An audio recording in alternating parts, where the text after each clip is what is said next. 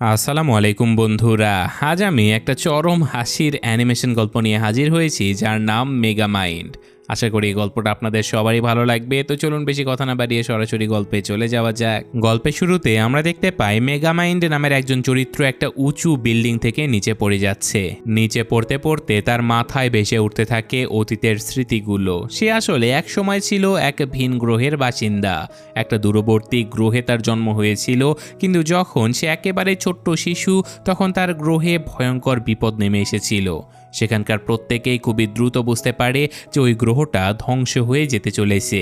এই ভয়ঙ্কর পরিস্থিতিতে মেগামাইন্ডের বাবা মা তার নিরাপত্তা নিয়ে ভীষণ চিন্তিত হয়ে পড়ে। তাই তারা তাকে বাঁচানোর জন্য একটা ছোট্ট পডের ভেতরে বসিয়ে দেয়। শুধু তাই নয়, তারা তার প্রিয় পোষা মাছটাকেও তার সঙ্গে সেই পডে তুলে দেয়, যাতে করে মেগামাইন্ড একা না থাকে।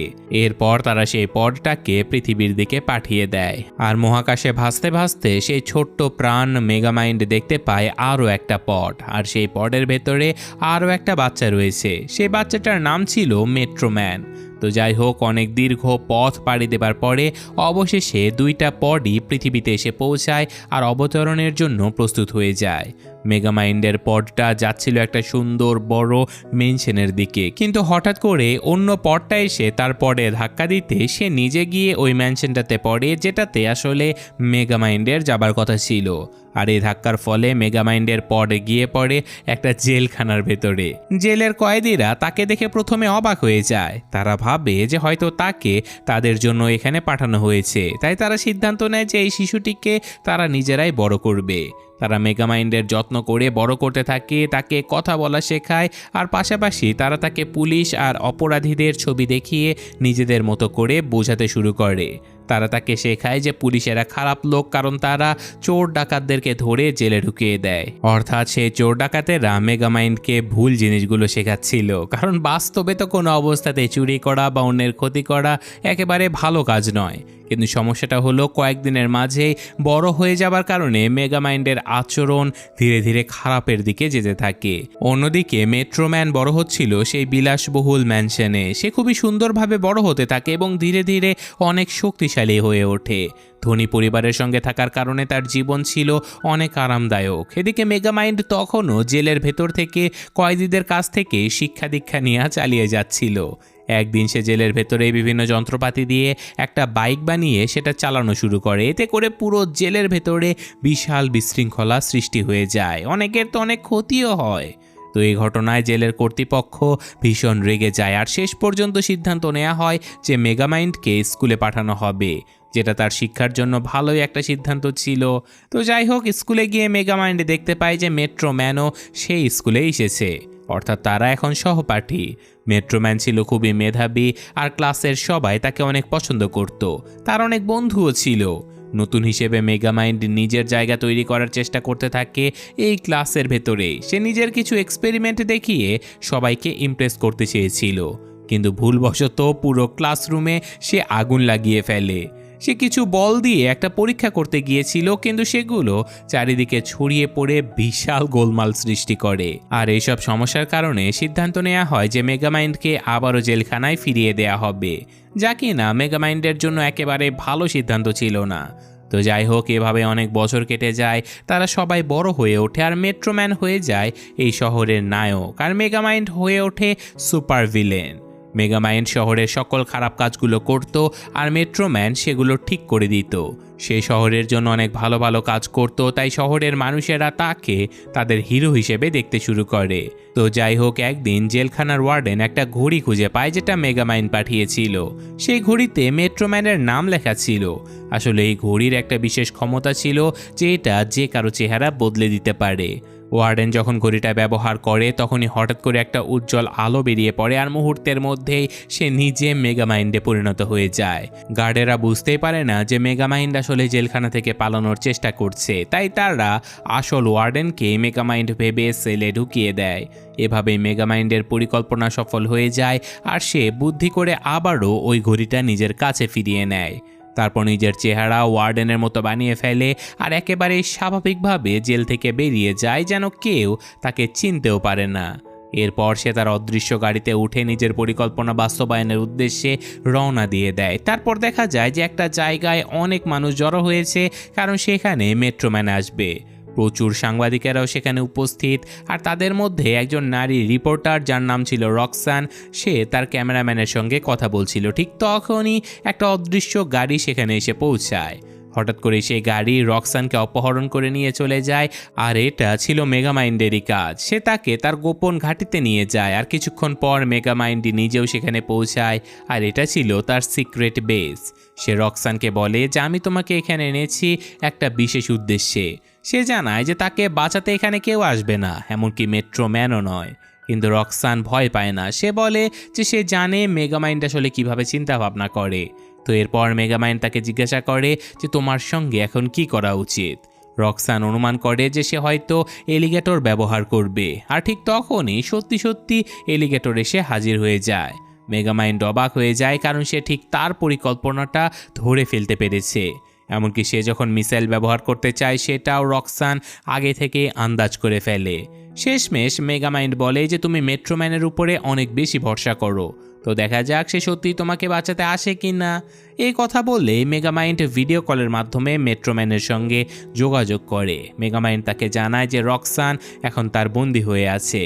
সে আত্মবিশ্বাসের সঙ্গে বলে যে হিরো তাকে কখনোই বাঁচাতে পারবে না, এমনকি তাদের লুকানোর জায়গাটাও খুঁজে পাবে না। কিন্তু রক্সান ছিল বেশ বুদ্ধিমতী, সে সঙ্গে সঙ্গে আসল ঠিকানাটা বলে দেয়, আর এটা দেখে মেগামাইন্ড একেবারে হতবাক হয়ে যায়। সে যতই চালাকি করার চেষ্টা করুক না কেন, শেষ পর্যন্ত সে হার মেনে নেয়। অন্যদিকে মেট্রোম্যান রক্সানকে বাঁচানোর জন্য উড়ে রওনা দিয়ে দেয়, কিন্তু সেখানে পৌঁছে সে বুঝতে পারে যে রক্সান সেখানে ছিল না। তখনই মেগামাইন্ড বলে ওঠে তুমি ভুল ঠিকানায় চলে এসেছো। এরপর সে তাকে হুমকি দেয় যে খুব শীঘ্রই একটা শক্তিশালী মিসাইল তোমাকে ধ্বংস করে দেবে।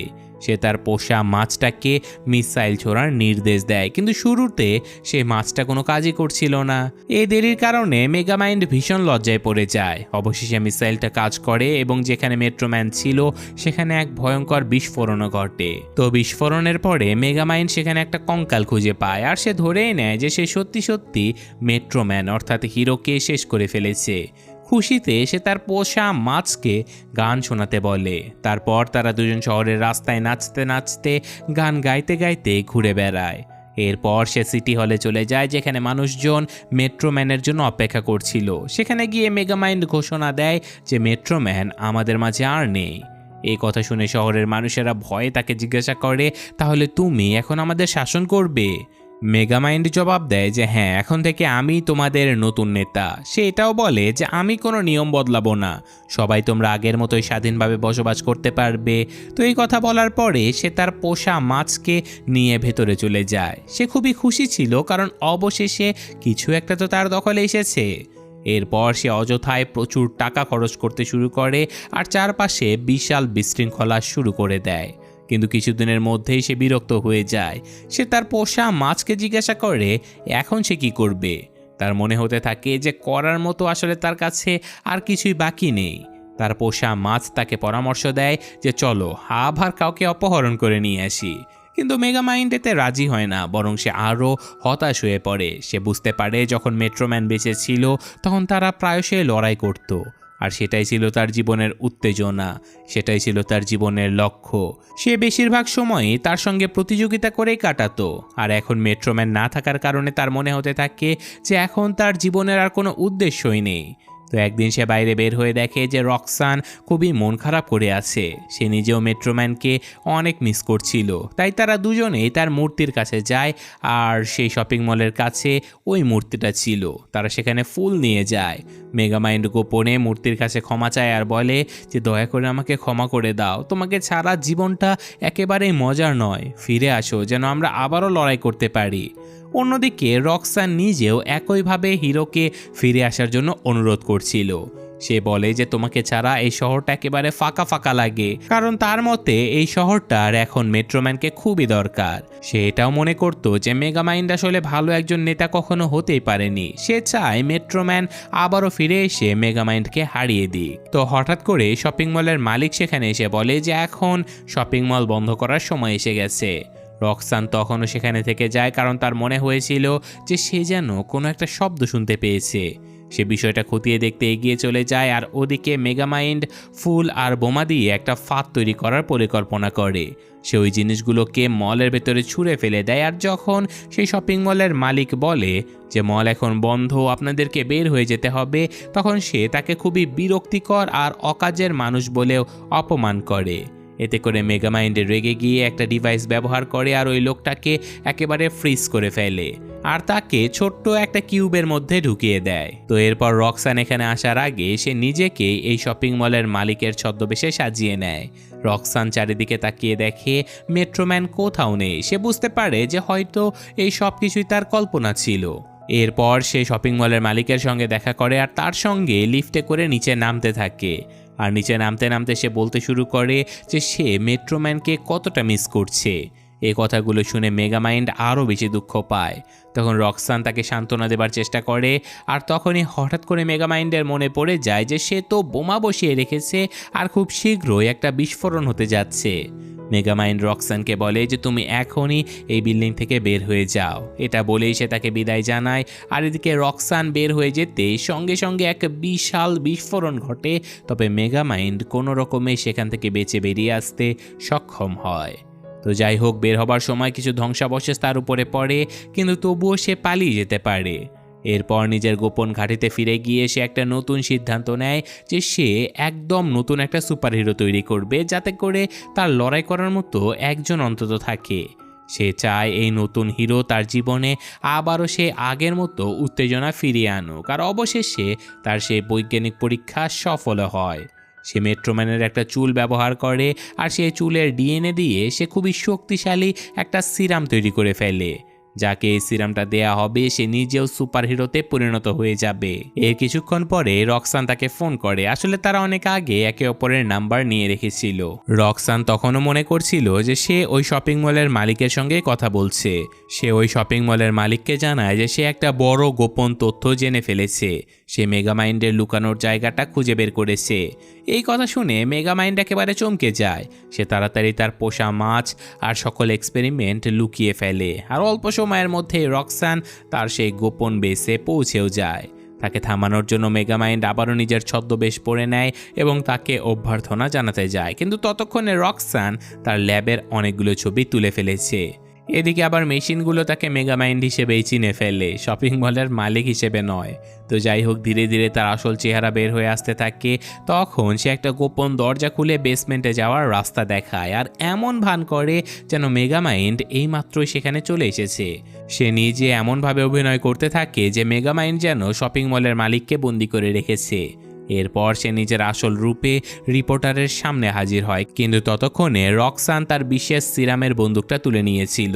এই বন্দুক দিয়ে সুপারহিরো তৈরি করা যাবে। যাকে এই সিরামটা দেয়া হবে সে অসাধারণ শক্তি পেয়ে যাবে। তো মেগামাইন্ড সে বন্দুকটা ছিনিয়ে নিতে গেলে ভুলবশত গান ফায়ার হয়ে যায়। রক্সানের ক্যামেরাম্যান তখনও বাইরে ছিল, আর সেই সুচ সোজা গিয়ে তার গায়ে লেগে যায়। এর মানে এখন সেই ক্যামেরাম্যানই সুপারহিরো হয়ে যাবে। তো এরপর কি হয় সেটাই আসলে দেখার বিষয় ছিল। তো যাই হোক, রক্সান এখান থেকে পালানোর চেষ্টা করে, কিন্তু ভুল দরজা খুলে ফেলে সে, যার কারণে প্রায় অ্যালিগেটরে ভরা সে একটা গর্তে পড়েই যাচ্ছিল। ঠিক তখনই ছদ্মবেশে থাকা মেগামাইন্ড দ্রুত তাকে টেনে তুলে প্রাণ বাঁচায়। তারা বাইরে বের হতে মেগামাইন্ডের ড্রোনগুলো তাদের পেছনে ধাওয়া করতে শুরু করে। তো এখানে ছদ্মবেশের কারণে আসলে ড্রোনগুলো তাদেরকে চিনতে পারেনি, বরং অনুপ্রবেশকারী মনে করেছিল। রক্সান তখন তাকে একটা ভয়ঙ্কর বিস্ফোরক দেয়, যাতে করে সে মেশিনগুলোকে ধ্বংস করে দিতে পারে। আসলে এই বিস্ফোরকটা ছিল মেগামাইন্ডের তৈরি সবচেয়ে বিপজ্জনক আবিষ্কারগুলোর একটা। তো এখন বাঁচতে হলে এই সবগুলোকে ধ্বংস করাই ছিল একমাত্র উপায়। নিজের গোপন তথ্য লুকিয়ে রাখতে মেগামাইন্ড বাধ্য হয়ে নিজের মেশিনগুলোই ধ্বংস করে দিতে থাকে। তারা বের হয়ে আসার সঙ্গে সঙ্গে ভেতরে বিশাল বিস্ফোরণ ঘটে। ভেতরের সব কিছু ধ্বংস হয়ে যায়। বাইরে এসে রক্সান তাকে জড়িয়ে ধরে, কারণ সে তখনও মনে করছিল যে এই লোকটা হলো শপিং মলের মালিক। তো এই মুহূর্তটা আসলে মেগামাইন্ডের জন্য ভীষণ স্পেশাল ছিল, কারণ এই জীবনে প্রথমবার কেউ তাকে জড়িয়ে ধরেছে। এরপর সে তার পোষা মাছকে নিয়ে গাড়িতে উঠে চলে যায়, আর অন্যদিকে সেই ক্যামেরাম্যান নিজের বাড়িতে ফিরে যায়। কিন্তু মেগামাইন্ড আর তার পোষা মাছও তার বাড়িতে পৌঁছে যায়। এখানে মেগামাইন্ডকে দেখে ক্যামেরাম্যান ভয় পেয়ে গিয়েছিল। তখন তার পোষা মাছ তাকে অবচেতন করে ফেলে, যাতে করে ওরা নিজেদের কাজ শুরু করতে পারে। এখন মেগামাইন্ড নিজেকে একটা ভিন গ্রহের বৃদ্ধ লোকের ছদ্মবেশে সাজিয়ে ফেলে। এদিকে ক্যামেরাম্যান যখন জ্ঞান ফিরে পায়, তখন সে তার সামনে সেই বৃদ্ধকে দেখতে পায়। মেগামাইন্ড তাকে বলে যে আমি তোমাকে অন্য গ্রহের একজন হিরো বানিয়ে দিয়েছি, তোমার শরীর এখন বদলে গেছে।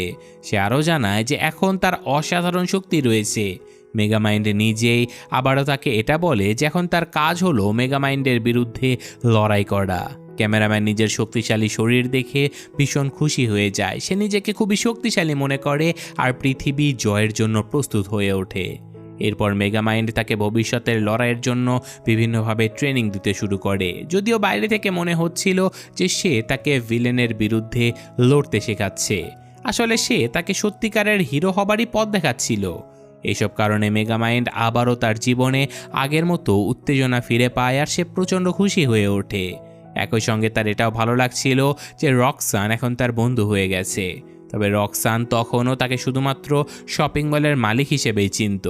মেগামাইন্ড ছদ্মবেশে থেকে তার সঙ্গে দেখা করতে যেত, আর তারা একসঙ্গে অনেক ভালো সময় কাটাতো। কিন্তু কিছুদিন পরে মেগামাইন্ডের সঙ্গে তার পোষা মাছের ঝগড়া হয়ে যায়, কারণ মাছটার মনে হচ্ছিল যে মেগামাইন্ড যা করছে তা একেবারে ঠিক নয়। কিন্তু মেগামাইন্ড আর তার মাছের কথা শোনে না, বরং বলে যে ইচ্ছে হলে তুমি এখান থেকে চলে যেতে পারো। এতে করে তার বিশ্বস্ত পোষা মাছ তাকে একা রেখে চলে যায়। সে মাছটা আসলে তার কথায় প্রচণ্ড কষ্ট পেয়েছিল। তো যাই হোক, অন্যদিকে এখন হিরো হয়ে যাওয়া সেই ক্যামেরাম্যানের নাম হয় টাইটেন। সে রক্সানের জন্য ফুল নিয়ে আসে, আর সে জানায় যে সে তাকে অনেক পছন্দ করে এবং বন্ধুর চেয়ে সে অনেক বেশি কিছু হতে চায়। কিন্তু রক্সান তাকে প্রত্যাখ্যান করে দেয়। সে বলে যে সে এখন অন্য কাউকে পছন্দ করে। এরপর সে শপিং মলের মালিকের ছদ্মবেশে থাকা মেগামাইন্ডের সঙ্গে দেখা করে, আর তারা একসঙ্গে ডিনার করে আর অনেক সুন্দর সময়ও কাটায়। কিন্তু টাইটেন বাইরের জানালা দিয়ে ভেতরের এই সব কিছু দেখে ভীষণ কষ্ট পায়। এদিকে হঠাৎ করে আবার একটা বিপজ্জনক ঘটনা ঘটে যায়। আসলে রক্সানের হাত ভুলবশত মেগামাইন্ডের ঘড়িতে লেগে যায়, যে ঘড়ির মাধ্যমে সে তার ছদ্মবেশ ধারণ করে রেখেছিল। তখন স্পর্শ করার সাথে সাথে সেই ঘড়িটা নষ্ট হয়ে যায়, আর মেগামাইন্ড তার আসল রূপে ফিরে আসে। এটা দেখে রক্সান প্রচণ্ড ভয় পেয়ে যায় এবং সঙ্গে সঙ্গে সেখান থেকে দৌড়ে পালিয়ে যায়, আর রক্সান বেচারি প্রচণ্ড কষ্ট পায়। মেগামাইন্ড তাকে বোঝানোর চেষ্টা করে যে সে নিজেই আসলে সেই মলের মালিক ছিল। সে আরও বলে যে আমিও সত্যিই তোমাকে অনেক পছন্দ করি। কিন্তু রক্সান সোজাসুজি বলে দেয় যে আমি তোমাকে একেবারে পছন্দ করি না, তুমি আমার টাইপের মানুষই নও। সে আরও জানায় যে তারা একে অপরের জন্য একেবারে উপযুক্ত নয়, তাই তাকে এখান থেকে চলে যেতে হবে। এইসব কথা শুনে মাথা নিচু করে ভীষণ দুঃখ নিয়ে মেগামাইন্ড এখান থেকে চলে যায়। বাইরে তখন বৃষ্টি পড়ছিল, আর তারা দুজন আলাদা আলাদা পথে হাঁটতে থাকে। সারা রাত মেগামাইন্ড হতাশ হয়েছিল, আর তারপর সে সিদ্ধান্ত নেয় যে পরদিন সে টাইটানের সঙ্গে লড়াই করবে, কারণ সে আবারও তার জীবনের সে আগের উত্তেজনাগুলো ফিরিয়ে আনতে চায়। সে টাইটানের বাড়িতে গিয়ে দেখতে পায় যে সেখানে অনেক চুরি করা জিনিসপত্র রাখা রয়েছে। টাইটান তাকে দেখে বলে যে আমি এইসব কিছুতেও খুশি হতে পারছি না, আর তাছাড়াও হিরো হয়ে থাকতে গেলে আমার অনেক ভালো হয়ে থাকতে হবে, যে ব্যাপারটা আমার একেবারেই ভালো লাগছে না। সে জানায় যে সে আসলে অনেক খারাপ হতে চায়, কিন্তু মেগামাইন্ড তাকে বোঝায় যে তার কাজগুলো ভালো হওয়া উচিত। সে আরও চায় যে টাইটান যেন তার সঙ্গে লড়াই করে, যাতে করে সে আবারও নিজেকে ভিলেন হিসেবে অনুভব করতে পারে। কিন্তু টাইটান তার কথায় রাজি হয় না। সে বলে যে সে শুধুমাত্র নিজের ইচ্ছে মতো কাজ করবে। তখন মেগামাইন্ড ইচ্ছে করে রক্সানের কথা তোলে তাকে রাগানোর জন্য। এতে করে টাইটান প্রচণ্ড রেগে যায়, আর অবশেষে সে মেগামাইন্ডের সঙ্গে লড়াই শুরু করে দেয়। তাদের মধ্যে এক ভয়ঙ্কর যুদ্ধ শুরু হয়ে যায়, আর মেগামাইন্ড তার সকল গ্যাজেটসগুলো ব্যবহার করতে থাকে। সে নতুন হিরোর দিকে একটা তামার বল ছুঁড়ে মারে, কিন্তু টাইটান খুব সহজেই সেটা ভেঙে ফেলে। আর এটা দেখে মেগামাইন্ড অবাক হয়ে যায়, কারণ তামার মাধ্যমে তো তার দুর্বল হয়ে যাবার কথা ছিল। তখন সে বুঝতে পারে যে মেট্রোম্যান হয়তো এখনো বেঁচে আছে, তাই সে তাকে খুঁজতে বেরিয়ে পড়ে, আর রক্সানকেও সঙ্গে নিয়ে যায় তার হিরোর পুরনো ওই ঘাঁটিতে। সেখানে পৌঁছে তারা যা দেখে তাতে তারা একেবারে হতবাক হয়ে যায়, কারণ সত্যি সত্যি মেট্রোম্যান বেঁচে আছে, একেবারে সুস্থ স্বাভাবিক। তবে তার দাড়ি গজিয়েছে আর সে এখন আরাম করে বাদ্যযন্ত্র বাজাচ্ছে। মেগামাইন্ড অবাক হয়ে জিজ্ঞাসা করে যে তুমি বেঁচে আছো কিভাবে, তুমি মারা যাওনি?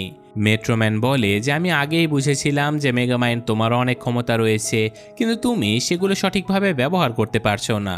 তাই আমি নিজের মৃত্যুর অভিনয় করেছিলাম যাতে করে নতুন একটা জীবন তুমি শুরু করতে পারো। আসলে আমি চেয়েছিলাম মানুষের চোখের আড়ালে শান্তভাবে বসবাস করতে আর একজন সঙ্গীত শিল্পী হতে।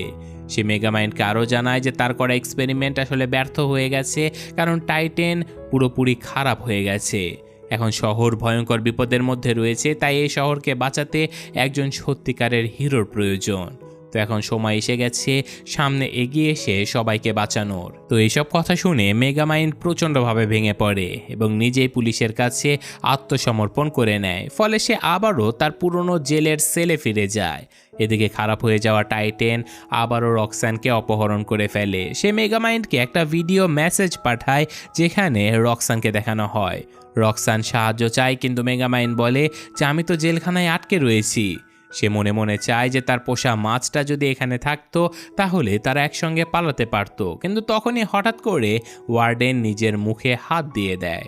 আর তখনই বোঝা যায় যে সে আসলে মেগামাইন্ডের সে বিশ্বস্ত পোষা মাছ, অর্থাৎ মাছটা ওয়ার্ডেনের ছদ্মবেশে রয়েছে। সে তার বন্ধুকে বাঁচাতে এখানে ফিরে এসেছে। তারা একে অপরকে দেখার পরে সে নিজের আসল রূপে ফিরে আসে। সে এসেছে মেগামাইন্ডকে সাহায্য করার জন্য। তো এরপর তারা দুজন মিলে প্ল্যান করে জেলখানা থেকে বের হয়ে যায় রক্সানকে বাঁচাতে এবং টাইটেনকে থামাতে। এদিকে টাইটেন এখন ভয়ঙ্কর এক ভিলেনে পরিণত হয়ে গেছে। সে পুরো পৃথিবী ধ্বংস করার পরিকল্পনা করছে। মেগামাইন্ড আর তার পোষা মাছ সেখানে গিয়ে পৌঁছায় আর শুরু হয় এক চূড়ান্ত লড়াই। মেগামাইন্ড তার বুদ্ধি খাটিয়ে অনেকগুলো ক্লোন তৈরি করে যাতে করে টাইটেন বিভ্রান্ত হয়ে যায়। সে বুঝতেই পারে না যে আসল মেগামাইন্ড কোনটা। তো শেষ পর্যন্ত লড়াই করতে গিয়ে মেগামাইন্ড একটা বিশেষ ধরনের বন্দুক ব্যবহার করে আর টাইটেনের সকল শক্তি কেড়ে নেবার সিদ্ধান্ত নেয়।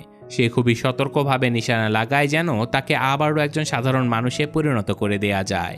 সে সামনে এগিয়ে এসে সরাসরি গুলি চালায় এবং সঙ্গে সঙ্গে টাইটেন তার সকল শক্তি হারিয়ে ফেলে এবং আবারও আগের মতোই একজন সাধারণ ক্যামেরাম্যান হয়ে যায়। তো এই লড়াইয়ের মাঝে আবার একটা দুর্ঘটনা ঘটে যায়, আর সেটা হলো মেগামাইন্ডের পোষা মাছটার পানির ট্যাঙ্ক ভেঙে যায়।